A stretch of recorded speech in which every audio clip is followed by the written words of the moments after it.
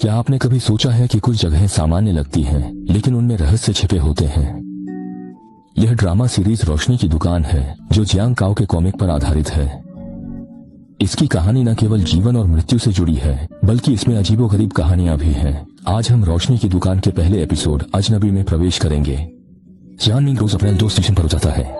एक दिन उसने बस स्टॉप पर एक महिला को देखा। वह सफेद कपड़े पहनी थी और किसी का इंतजार कर रही थी। जियांग मिंग ने पूछा, तुम यहाँ क्या कर रही हो? महिला ने कहा कि वहाँ किसी का इंतजार कर रही है। उसने अपने फोन के गुम होने का जिक्र किया। जियांग मिंग ने उसे अपना फोन दे दिया, लेकिन उसने पूछा,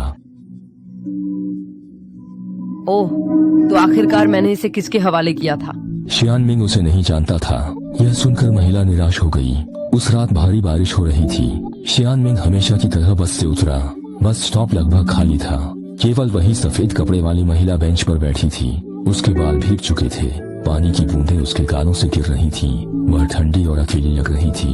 जियांग मिंग को देखकर वह धीरे धीरे बोली, बारिश बहुत तेज है, क्या मैं आपके घर आ सकती हूँ? जियांग मिंग कुछ पल के लिए हक्का बक्का रह गया, क्योंकि उसे यह थोड़ा अजीब लगा। हालांकि शिष्टता के नाते उसने हाँ कह दिया।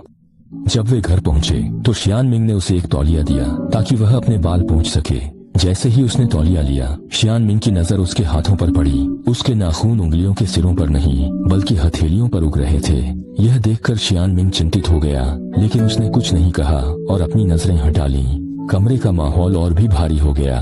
सफेद कपड़े वाली महिला पूरी तरह चुप रही। फिर उसने धीरे धीरे अपनी जिप खोली। जियांग मिंग की नजरें अनायास ही उसकी तरफ खींच गईं। महिला ने अपने बैग से एक चमकदार चाकू निकाला।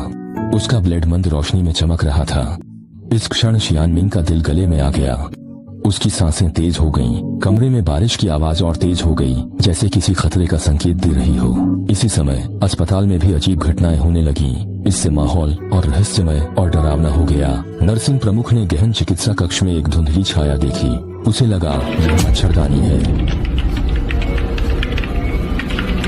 लेकिन कई नर्सों ने कहा कि इस कक्ष में उन्हें अक्सर कानों में गूंज सुनाई देती है और कभी कभी नर्क की आवाजें भी सुनाई देती हैं। क्या यहाँ वास्तव में कुछ अलौकिक है?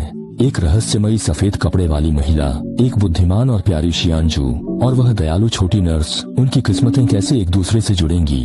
और भी अजीब बात यह है कि जो लोग रोशनी की दुकान में आते हैं, उनके पास कोई न कोई रहस्य होता है। क्या यह दुकान उनकी इच्छाओं को पूरा करती है, या यहाँ कोई छुपा हुआ खतरा है? आइए इस रहस्यमयी दुनिया में कदम रखें और उनकी कहानियों का पता लगाएं।